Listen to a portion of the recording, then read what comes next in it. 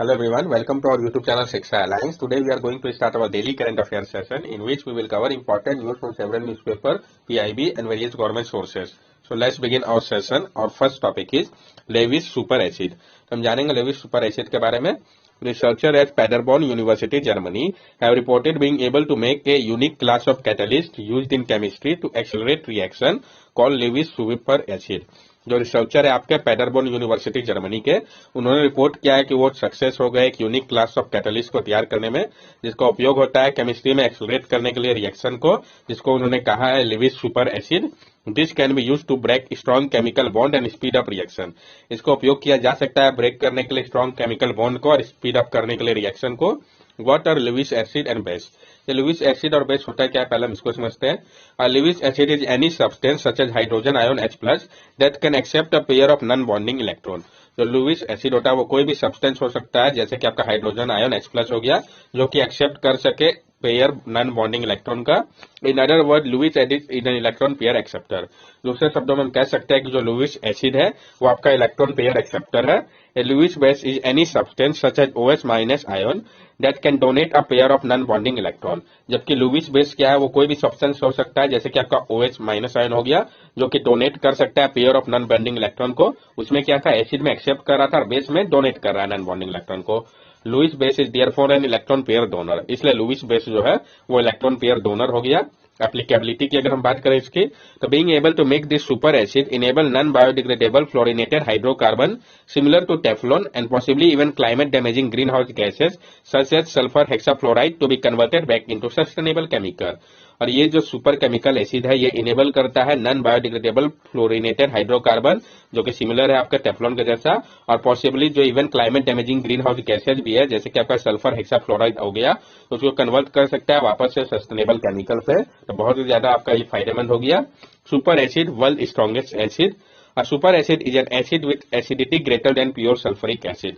जो super acid होता है, जैसे कि इसका नाम बता रहा है, ये वैसा एसिड है जिसका एसिडिटी जो है वो ग्रेटर है आपका प्योर सल्फरिक एसिड से. ये बिलियंस टाइम स्ट्रॉन्गर होता है सल्फरिक एसिड से, जैसे कि आपका फ्लोरो एंटीमोनिक एसिड हो गया HO, ये आपका -21 हो गया, फिर कार्बोरेन हो गया HO -18 हो गया, फिर सल्फरिक एसिड जिसका आपका -12 है. आप समझ गए कि जो सुपर एसिड है वो बिलियन टाइम स्ट्रॉन्गर है सल्फरिक एसिड से. नेक्स्ट टॉपिक है हमारा global greenhouse gas monitoring infrastructure. तो जो आपका global greenhouse gas monitoring infrastructure, इसके बारे में हम जानेंगे, फिर आवश्यकता के ऊपर ही सब कुछ डिटेल्स में समझेंगे. The UN World Meteorological Organization has come up with a new global greenhouse gas monitoring infrastructure that aims to provide better ways of measuring planet warming pollution and help inform policy choices. जो United Nation का world Meteorological organisation है वो आया है एक नए global greenhouse gas monitoring infrastructure के साथ, जिसका मकसद है प्रोवाइड करना बेटर वेज को मेजर करने के लिए प्लेनेट वार्मिंग पॉल्यूशन को, और मदद करने के लिए इन्फॉर्म करने के लिए पॉलिसी चॉइसेस को. Global greenhouse gas monitoring infrastructure, इसके बारे में हम समझते हैं. The current global greenhouse gas monitoring relies heavily on research funding and capability which make sustain monitoring challenges. आवश्यकता क्यों पड़ा, तो जो भी present global greenhouse gas monitoring है ये डिपेंड करता है बहुत ज्यादा रिसर्च फंडिंग और कैपेबिलिटी के ऊपर, जो कि इसको मॉनिटर करना काफी चैलेंजिंग बना देता है. The 3 major greenhouse gases are carbon dioxide, methane and nitrous oxide. Of those, CO2 account for around 66% of the warming effect on the climate. जो 3 मेजर ग्रीन हाउस गैस है कौन कौन सा है, कार्बन डाइऑक्साइड, मीथेन और nitrous oxide. इसमें carbon dioxide जो है ये 66% वार्मिंग इफेक्ट के लिए रिस्पॉन्सिबल है क्लाइमेट का. वर्किंग की अगर हम इसकी बात करें तो ये जो है इंगेज रहेंगे ब्रोडर साइंटिफिक कम्युनिटी के साथ और अदर यूएन एजेंसी के साथ, जो कि इन्वॉल्व होंगे ग्रीन हाउस मॉनिटरिंग एक्टिविटी पे. बेनिफिट क्या है इसका, the infrastructure will improve our understanding of the carbon cycle and provide critical and timely input to the UN FCCC process.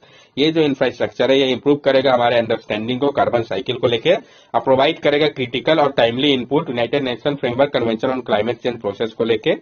It will help human understand climate change and to provide support to mitigation action taken by the parties to the UN FCCC and the Paris Agreement. ये मदद करेगा human को समझने में climate change को, और provide करेगा support को ताकि मिटिगेशन एक्शन लिया जा सके पार्टीज के द्वारा UN FCCC और पेरिस एग्रीमेंट के अनुसार. The increase in CO2 level from 2020 to 2021 was higher than the average growth rate over the past decade, and methane showed the biggest year-on-year jump since measurement.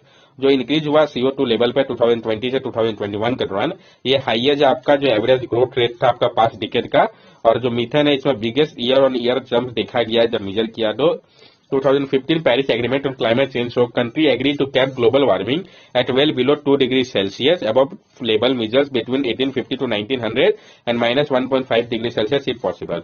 और जो 2015 का Paris agreement था climate change को लेकर, इसमें जो countries है वो तैयार हो गए थे कैप करने के लिए ग्लोबल वार्मिंग को, कि वो बिलो रखेंगे 2 डिग्री सेल्सियस से, अबव लेवल जो कि मेजर किया गया हो 1850 से 1900 का, और पॉसिबल हो पाए तो माइनस 1.5 डिग्री सेल्सियस का ही टारगेट है। वर्ल्ड मेट्रोलॉजिकल ऑर्गेनाइजेशन के बारे में भी हम जान लें कि World Meteorological Organization WMO established in 1950, headquartered in Geneva, Switzerland, is a specialized agency of the United Nations responsible for promoting international cooperation on atmospheric science, climatology, hydrogeology and geophysics। जो आपका वर्ल्ड मेट्रोलॉजिकल ऑर्गेनाइजेशन है जिसको establish किया गया था 1950 पे, जिसका headquarter Geneva पे है, ये आपका एक स्पेशलाइज्ड एजेंसी है यूनाइटेड नेशन का, जो कि रिस्पॉन्सिबल है प्रमोट करने के लिए इंटरनेशनल कोऑपरेशन को एटमॉस्फेरिक साइंस, क्लाइमेटोलॉजी, हाइड्रोलॉजी और जियोफिजिक्स को लेकर। नेक्स्ट टॉपिक है हमारा disease cause by proximity to pigeon. तो डिजीज जो आपका हो रहा है प्रॉक्सिमिटी के कारण पिजन के, इसके बारे में हम समझेंगे।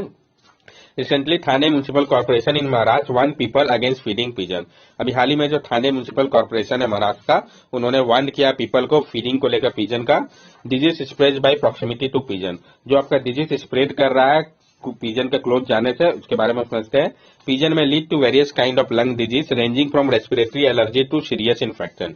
पिजन जो है वो आपको various kind of lung disease करा सकते हैं, जिसमें रेस्पिरेटरी एलर्जी से सीरियस इन्फेक्शन तक हो सकता है। Severe case may lead to pneumonia psittacosis which is a bacterial infection, और सीवियर केस में न्यूमोनिया सिस्टेटोसिस हो सकता है, बैक्टीरियल इन्फेक्शन है जो कि hyper sensitive pneumonia, a lung disease which is contracted by living near pigeon, also known as pigeon breeder disease.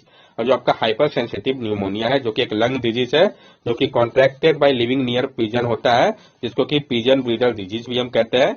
Histoplasmosis fungal infection with high mortality rate, histoplasmosis भी हो सकता है, ये फंगल इन्फेक्शन होता है, इसका मोर्टेलिटी रेट बहुत ही high है।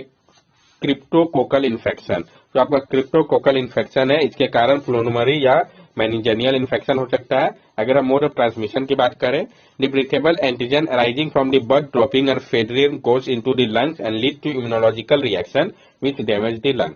जो ब्रीथेबल एंटीजन होता है जो कि अराइज होते हैं बर्ड्स के ड्रॉपिंग या फेडर्स के कारण, ये लंग्स में चले जाते हैं, जिसके कारण इम्यूनोलॉजिकल रिएक्शन होता है जो कि डैमेज करता है लंग्स को।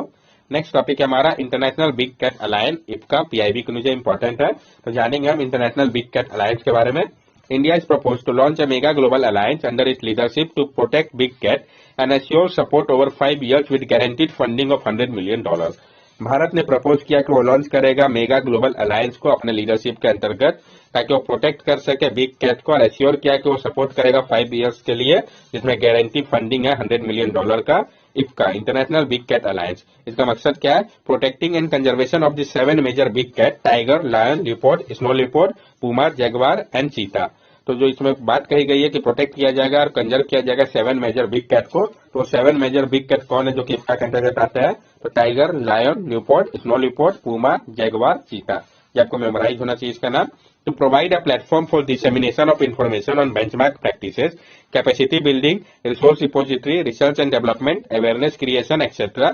on the protection and conservation of big cat। ये प्रोवाइड करेगा प्लेटफॉर्म को ताकि डिसेमिनेट किया जा सके इन्फॉर्मेशन को बेंचमार्क प्रैक्टिसेस के लिए, कैपेसिटी बिल्ड करेगा resource repository, research and development, awareness creation etcetera को, ताकि प्रोटेक्ट किया जा सके और कंजर्व किया जा सके बिग कैट को। गवर्नेंस स्ट्रक्चर की अगर हम बात करें, general assembly consisting of all member country, जो जनरल असेंबली होगा ये कंसिस्ट करेगा सारे मेंबर कंट्री को।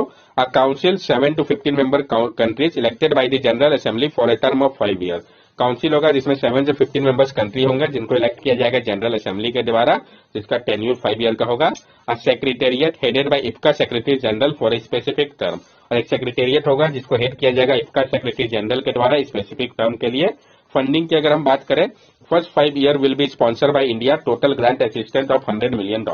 जो पहला 5 ईयर है इसको सपोर्ट किया जाएगा भारत के द्वारा, टोटल जो असिस्टेंस दिया जाएगा ग्रांट के रूप में वो $100 मिलियन का होगा।